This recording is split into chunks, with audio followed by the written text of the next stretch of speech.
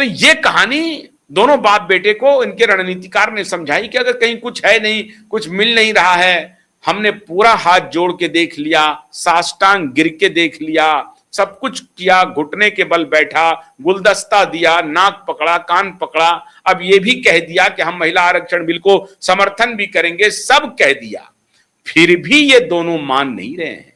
कौन? मोदी और शाह। बात तो कुछ गंभीर है, गहरी है, तो यहां दाल नहीं गलेगी, इधर कुछ है नहीं, तो क्या कर सकते हैं? बैठे बिठाए क्या करें? राम अभियान चलाया, उसमें भी लोगों का समर्थन मिला नहीं, तो चलो अब राम अभियान पूरी तरह से फेल हो गया। राम के नाम लेने वालों ने कहा दोनों बाप बेटा को कि खबरदार, राम के नाम को बदनाम मत करना, और अगर बदनाम करोगे तो हम तुम्हारा दूसरे तरीके से नाम कर देंगे। भाग खड़े हुए वहां से।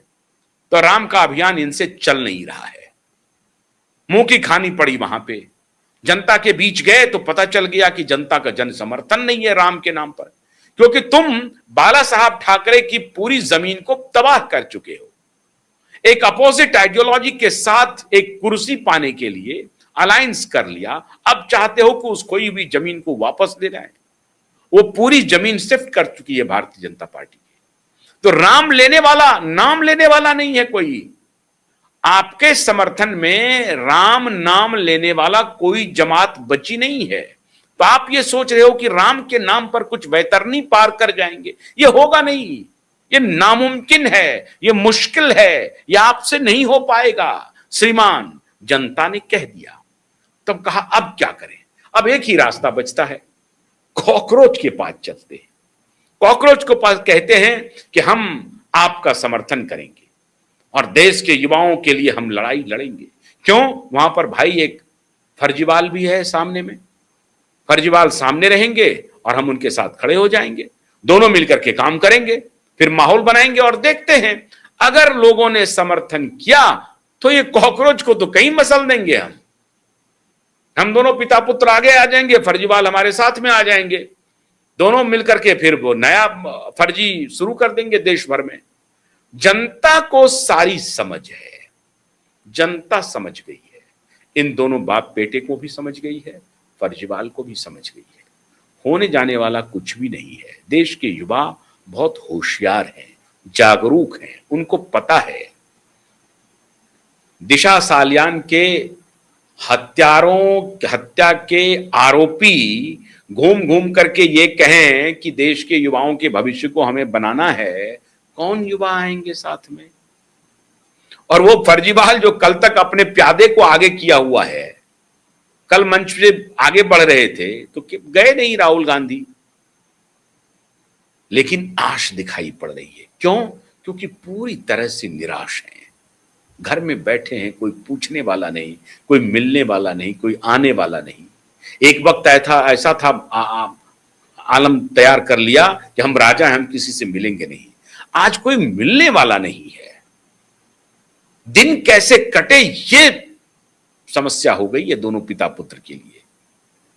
तो फोन कर करके लोगों को बुलाते हैं, आ जाओ यार वहां चलते हैं। लोग अब इनकी परछाई से डरने लगे हैं, इनको देखता है तो लोग रास्ते से अलग हो जाते हैं, दूसरे रास्ते निकल पड़ते हैं। अब इस बीच में पवार साहब ने एक नया खेल खेल दिया। पवार साहब के साथ पवार साहब खेल नहीं खेल रहे हैं, पवार साहब के साथ मोदी और शाह खेल रहे हैं। ये दो नेता, एक तो ठाकरे परिवार और ये पवार, ये दोनों सोच रहे थे कि हम उंगलियों पर महाराष्ट्र को नचाते हैं। आज ये दोनों नाच रहे हैं। अद्भुत स्थिति हो गई है मित्रों, महाराष्ट्र में दोनों नाच रहे हैं।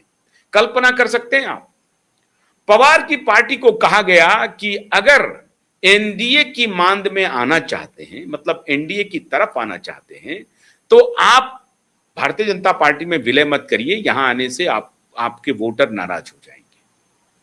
आप चले जाइए अजित दादा पवार की पार्टी में, जो अब असली एनसीपी है। सुनेत्रा पवार के नेतृत्व को स्वीकार कर लीजिए। सुनेत्रा पवार डिप्टी सीएम बनी रहेंगी और आप जब उनमें विलय कर लीजिएगा तो फिर आपके पार्टी से जयंत पाटिल या और जिसका अभी आप नाम देंगे, दो लोगों को हम केंद्र में मंत्री बना देंगे। हो सका तो आपकी पुत्री को भी बना देंगे, सुप्रिया को भी बना देंगे। लेकिन अब सुप्रिया, ननद और भौजाई एक साथ कैसे रहे? अब इसके इसके मेल के लिए दो पुरुष मेल लगे हुए हैं। एक तो शादीशुदा ही नहीं है और एक को परिवार का अनुभव है। तो दो खिलाड़ी लगे हुए हैं, एक अमित शाह और एक मोदी। दोनों कह रहे हैं कि आप दोनों एक साथ आ जाइए, ननद भौजाई एक साथ आ जाइए। ससुर का छत्र छाया रहेगा और पुतहू साथ में रहेंगी, बहू साथ में रहेंगी। क्या परेशानी है? बहू को डिप्टी चीफ मिनिस्टर का पद, ननद को केंद्र में मंत्री, उनके साथ एक कौर को केंद्र में मंत्री। हमारे साथ विलय होने में हमारा ज्यादा फायदा नहीं है, नहीं है हमारा फायदा। आपका सांसद आ जाएगा, हमारा, हम उसको आंकड़ा नहीं बना चाहते क्योंकि अगली बार फिर हार जाएंगे आप। तो हमारे साथ मत आइए। आप अपना स्टेक, मतलब आपकी जो अपनी राजनीतिक जमीन है, उसको बरकरार रखिए। हमें क्या चाहिए? आपका साथ चाहिए, सिर्फ बाहर से दे दीजिए, अंदर आने की क्या जरूरत है?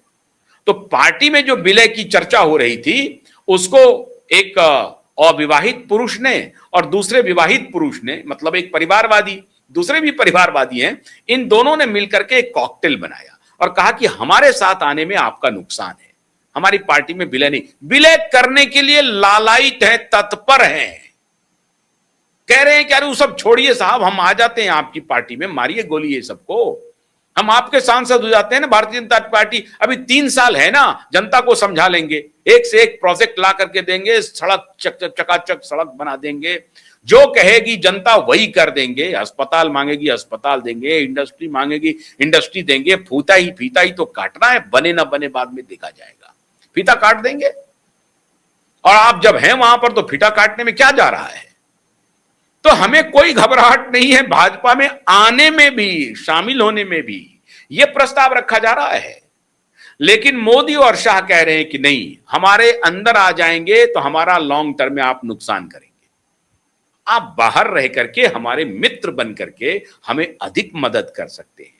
और मित्र बनने के लिए अगर दो अलग अलग रास्ते पर चलेंगे तो आप दोनों का नुकसान होगा। आप दोनों एक साथ अगर आ जाते हैं तो हमारे लिए एक मजबूत अलाय हो जाएंगे। आप दोनों मतलब सुनेत्रा पवार और शरद पवार का गुट दोनों एक साथ आ जाए। अद्भुत हो रहा है। जो कभी पूरे महाराष्ट्र को अपनी उंगली पर नचाते थे, अब ये दोनों महाराष्ट्र को नचा रहे हैं उंगली पर।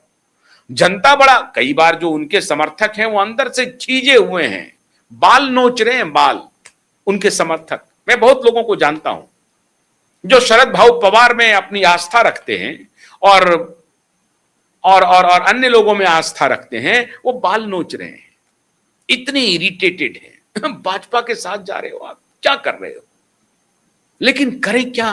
परिस्थिति ऐसी है कि भाजपा के बिना अब रहा नहीं जाएगा, बचना मुश्किल है। सत्ता में बने रहना, सत्ता के आसपास घूमते रहना, यही तो हमारा डीएनए है। हम अपने डीएनए में बदलाव नहीं कर सकते भाई।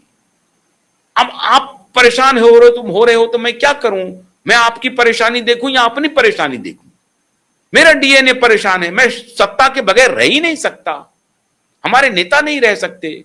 अगर हम डायरेक्ट सत्ता नहीं है तो सत्ता के इर्द गिर्द घूमते रहना है भाई। तभी तो हम लाए थे ठाकरे को तोड़वा करके उधर से इधर, क्योंकि जब वो आया उसको बना दिया, हम सत्ता में घूमते रहे, हम प्रदक्षिणा करते रहे। तो सत्ता के बिना हम नहीं रह सकते, या तो बिना नहीं रह सकते या आसपास के बिना नहीं रह सकते। मतलब सत्ता के आसपास या सत्ता में डायरेक्ट, इसके बिना मैं सरवाइव नहीं कर पाऊंगा।